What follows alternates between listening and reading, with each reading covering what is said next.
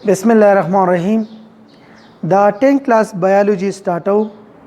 जमंग टॉपिक दे mechanism of breathing, सांस लेने का तरीक़ाकार। ब्रीथिंग से तो हुई the inspiration and expiration process is called breathing. हाँ अमल चिपागे के इंस्पिरेशन कीगी यानी ईयर जिसम त दननजी और एक्सपिरेशन पकी कीगी यानी ईयर द जिसम नबार तउजी दगा प्रोसेस ता ब्रीथिंग वेले कीगी। इंस्पिरेशन से तो हुई the intake of year is called inspiration. हाँ अमल चिपागे की ईयर जिसम त दननजी दगा प्रोसेस ता दगा अमल त इंस्पिरेशन वेले कीगी। इंस्पिरेशन प्रोसेस ता इनहेलेशन प्रोसेस हम वेले कीगी। द इंस्पिरेशन या द इनहेलेशन प्रोसेस मेन मकसद दाई ची जिसम ता ऑक्सीजन लालशी। एक्सपिरेशन से तो हुई the taking out of year is called expiration. हाँ प्रोसेस चिपागे के ईयर चिदे आगा द जिसम नबार तउजी दगा प्रोसेस ता एक्सपिरेशन प्रोसेस वेले कीगी।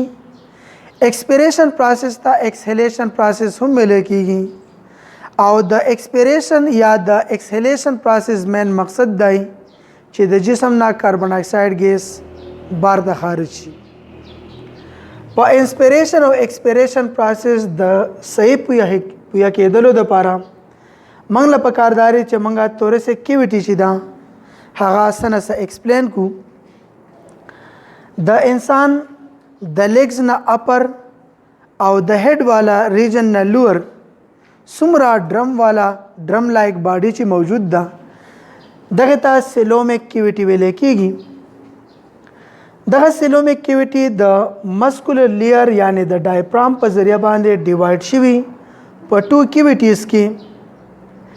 द डायफ्राम ना लोअर साइड ता चिकम एक्टिविटी दा दगता एब्डोमिनल एक्टिविटी वेले कीगी।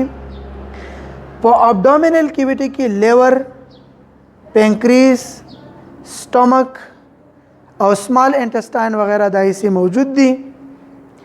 दगशाने द डायफ्राम ना अपर साइड त चिकम एक्टिविटी मौजूद दागे तक तोरे से एक्टिविटी वेले कीगी और पतोरे से एक्टिविटी वाला हिस्सा के लंग्स, हार्ट, ट्रेकिया दाई से चिदी दा मौजूद दी। दगशाने द तोरे से एक्टिविटी अपर हिस्सा चिदागे कटिंग वशी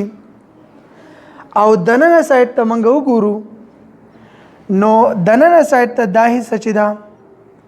दा तोरे से एक्टिविटी पर नजर राजी। दशाने द तोरे से एक्टिविटी न गिर चापेरा चिदा कम वाल मौजूद देता बॉडी वाल हुई।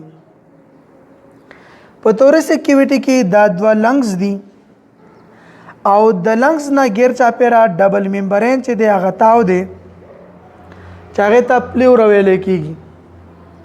द प्लूरा यो लियर चिदे आगा द लंग्स सराटे ची द लंग ना गिर चापेरा तावी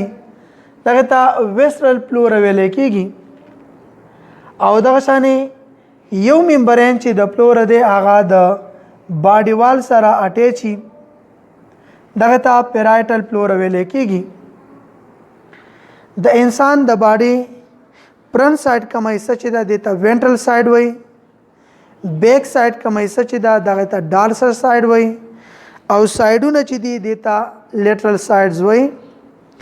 पर फ्रंट साइड बांधे यो बोन मौजूद दे चाहे ता स्टर्नम वही।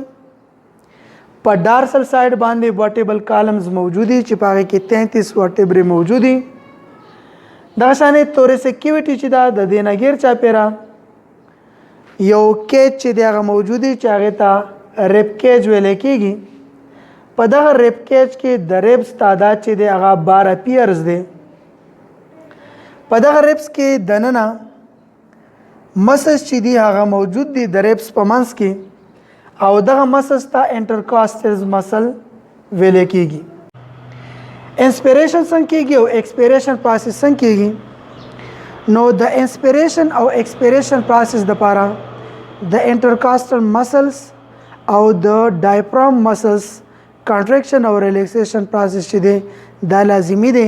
یعنی د انټرکاسټل مسلز ریلیکسیشن کیږي یا کانټریکشن کیږي او دغه شانې د ډایفرام مسلز ریلیکسیشن کیږي یا کانټریکشن کیږي په دغه بیس باندې انسپیریشن او ایکسپیریشن پروسس چې دغه کیږي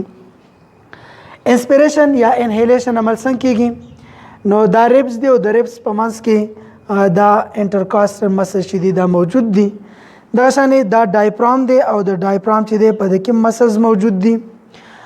غیر چاپیره کم انوایرمنٹ چې دی نو په دې کې د ایر پریشر چې دی اټماسفیریک پریشر هغه 760 mm اف مرکری دی دا شانې په لنګس کې د ایر پریشر چې دی هغه 760 mm اف مرکری دی کله چې انسپیریشن عمل کیږي نو انټرکاسټل مسلز چې دی هغه کانټریکټ شي او کله چې انټرکاسټل مسلز کانټریکټ شي نو ریبس چې دی هغه اپر سایډ ته موومنٹ کوي یعنی دا ریبس په دې پام کې موجود دي دام ریب دی او دام ریب دی دغه شانې دا سټرنم والے سره مثال نو کله چې انټرکاسټل مسلز چې دی هغه کله کانټریکټ شي نو دا ریبس موومنٹ داسې اپورډ کیږي داسې کله چې اپورډ داسې موومنٹ وشي نو دلته چې دا کومه کیویټي د تورسیک کیویټي د دې والیوم چې دی دا انکریز شي دغه شانې د ریبس نه لوور سایډ ته ډایفرام چې دی دا لګېدلی د دې ډایفرام مسل چې کله کانټریکټ شي نو دا ډایفرام چې دا په ډوم شیپ کې و دا پلیټنوما شیپ ته راشي یعنی دا ډایفرام په دې ځای باندې موجود و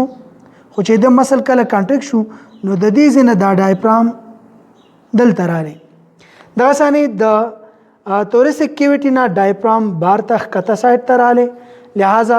د دې ډایفرام د مسلز د کانټریکشن د وجه نه چې دا ډایفرام ښکته راغلی دننه تورسیک کیویټي چې ده د هغې والیوم انکریز شو کله چې والیوم انکریز کیږي نو پریشر چې دی هغه به ډیکریز کیږي او کله چې والیوم ډیکریز کیږي نو پریشر چې دی هغه به انکریز کیږي لہذا دلته ریبس چې دی هغه کولاو شو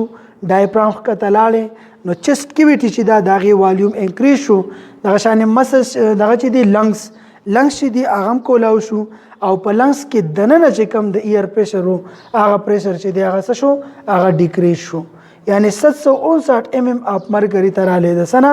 د 760 mm اف مرکری پریشر و په لنګس کې هغه ډیکریز شو 759 mm اف مرکری ته راغلی دغه شانې بار په اټماسفیریک کې 760 mm اف مرکری د ایر پریشر دی او په لنګس کې پریشر د ایر چې دی هغه 759 mm اف مرکری دی لہذا د هایر پریشر نه به ایر لوور پریشر ته ځي نو بار چې دی اټماسفیریک کې دغه پریشر چې دی 760 mm اف مرکری دی یعنی انکریز دی او په لنګس کې 759 mm اف مرکری دی یعنی ایر پریشر ډیکریز دی لہذا د بار اټماسفیر نه به ایر چې دی هغه انسپیریشن به وشي او لنګس ته به ایر راشي دغه شانې ایکسپیریشن څنګه کیږي نو ایکسپیریشن هغه پروسس دی چې په دې کې ایر چې دی هغه د باډۍ نه بار ته وځي دا ایکسپیریشن طریقه کار دا دی چې په ریبس کې دننه چې کوم انټرکاسټل مسلز دي دغه انټرکاسټل مسلز چې دي هغه به ریلیکس شي او چې دغه کله ریلیکس شي نو دغه ریبس موومنټ چې دی هغه به ډاونورډ اکر شي یعنی کله چې د مسل کانټریکشن شوی او ریبس چې دی هغه اپورډ موومنټ کړی و داسې په دې پام کې او چې کله ریلیکسیشن د مسلز کیږي د انټرکاسټل مسلز نو دغه ریبس چې دی هغه به ډاونورډ موومنټ کوي داسې به ښکته لاړ شي چې ښکته لاړ شي نو دلته چې کومه تورسیک کیویټي ده د هغې والیوم چې دی هغه به کم شي ډیکریز به شي دغه شانې ډایفرام د هغې مسل چې دی هغه کې به هم ریلیکسیشن اکر شي هغه به هم ریلیکس شي او دغه شانې دا ډایفرام چې هغه په دې ځای باندې موجود و دغه مسل ریلیکس شو نو دغه ډایفرام چې دی هغه د تورسیک کیویټي ته دننه لاړې یعنی ډوم شیپ اختیار کو دننه لاړې او د دې د وجې نه کم تورسیک کیویټي چې ده د هغې والیوم ډیکریز شو څنګه چې موږ ویلې چې کله والیوم ډیکریز کیږي نو پریشر به انکریز کیږي لہذا دلته د تورسیک کیویټي چې ده د هغې والیوم ډیکریز شو نو په لنګس کې دننه کم د ایر پریشر چې دی هغه به انکریز شي هغه څو ته لاړې 761 mm اف مرکری ته لاړې یعنی د لنګز پریشر د ایر چې دی هغه انکریز شو بار په انوایرمنٹ کې د ایر پریشر چې دی اټماسفیریک پریشر هغه 760 mm اف مرکری دی او په لنګز کې د ایر پریشر چې دی هغه 761 mm اف مرکری دی د هایر پریشر زی نه به ایر چې دی لوور پریشر زی ته زی لہذا د لنګز نه به چې بدلته د ایر پریشر 761 mm اف مرکری دی بار ته به ایر لاړ شي انوایرمنٹ ته چې الته اټماسفیریک پریشر د ایر چې دی هغه 760 mm اف مرکری دی او دغه شان ایکسپیریشن عمل چې دی هغه به وشي مختصرا بیانو میکانیزم اف بریثینګ میکانیزم اف بریثینګ څه ته وایي هغه عمل چې پاره کې انهیلیشن کیږي ایر جسم ته دننه ځي او ایکسهیلیشن کیږي یعنی ایر چې دی هغه د جسم نه بار ته وځي دغه پروسس ته بریثینګ ویل کیږي انسپیریشن څه ته وایي هغه عمل چې پاره کې ایر جسم ته دننه ځي انسپیریشن یا انهیلیشن ته ویل کیږي دغه شانې ایکسپیریشن څه ته وایي هغه عمل چې پاره کې ایر د جسم نه بار ته وځي ایکسپیریشن یا ایکسهیلیشن عمل ته ویل کیږي انسپیریشن څنګه کیږي نو د میکانیزم اف انسپیریشن داسې دی چې د ریپس په منځ کې انټرکاسټر مسل چې دی دا موجود دي چې کله انټرکاسټر مسل چې دی دا کانټریکټ شي نو ریپس چې دی هغه اپورډ موومنت کوي او دغه شانې چې اپورډ ریپس زی نو چیسټ کیویټي چې دا هغه والیوم انکریز کیږي دغه شانې ډایفرام چې دی داغه مسل چې دی هغه هم کانټریکټ کیږي او چې کله دا مسل د ډایفرام کانټریکټ کیږي نو دا په ډوم شیپ کې کله چې دا کانټریکټ شو نو د دې ځنه د ډایفرام دې ستراله یعنی د توریسک کیویټي نه دا ډایفرام خکته لاړې لہذا د توریسک کیویټي والیوم چې دی هغه مزید انکریز شو دا شانې اټماسفیریک پریشر چې هغه بار په انوایرمنٹ کې 760 mm اپ مرکری او دا شانې په لنګز کې د اټماسفیریک پریشر په لنګز کې د ایر پریشر چې دی هغه 760 mm اپ مرکری دی دا شانې کله چې دا ریپس کولاو شو نو دننه توریسک کیویټي چې دا دغه والیوم انکریز شو او چې هغه انکریز شو نو لنګز چې دی هغه کولاو شو لہذا کله چې والیوم انکریز کیږي نو کمپریشر چې دی هغه به ډیکریز کیږي دلته لنګز کولاو شو دلته ریپس کولاو شو دلته توریسک کیویټي چې دا هغه والیوم انکریز شو لہذا دلته چې کم په لنګز کې د ایر پریشر هغه ډیکریز شو سو تراله 759 mm اپ مرکری تراله چې کله په لنګز کې دننه د ایر پریشر ډیکریز شو 759 mm اپ مرکری شو او دغه شانې د جسم نه بار کم انوایرمنٹ چې دی داغه د اټماسفیریک پریشر چې دی هغه 760 mm اپ مرکری دی نو د هایر پریشر والے زینه به ایر چې دی هغه لوور پریشر والے زی ته زی لہذا انسپیریشن عمل به اگر کیږي او د بار اټماسفیر نه به ایر چې دی هغه لنګز ته ځکه چې په لنګز کې ایر پریشر چې دی هغه لو دی او بار په انوایرمنٹ کې چې دی هغه پریشر چې دی هغه انکریز دی سیوا دی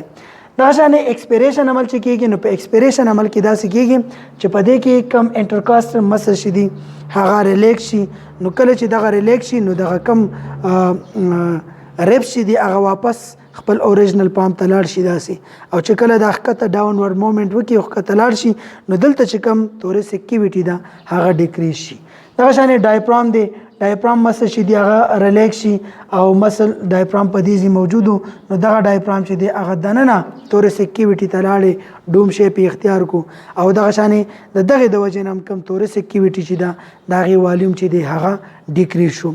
کله چې والیوم ډیکریز کیږي نو پریشر چې دی هغه به انکریز کیږي لہذا په لنګز کې دننه کمپریشر چې دی د ایر هغه 761 mm اپ مرکری ته لاړې او دغه شانې بار په انوایرمنٹ کې کمپریشر چې دی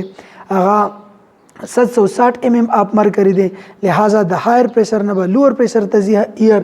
نو په لنګز کې د ایر پریشر چې دی هغه های دی یعنی انکریز دی 761 mm اپ مرکری دی د دغه ځای نه به ایر وځي بار ته چې الته د ایر پریشر چې دی اټماسفیریک پریشر چې دی هغه 760 mm اپ مرکری دی یعنی کم دی او په دغه طریقه باندې به ایکسپیریشن عمل چې دی هغه به وشي. تھینکس والسلام.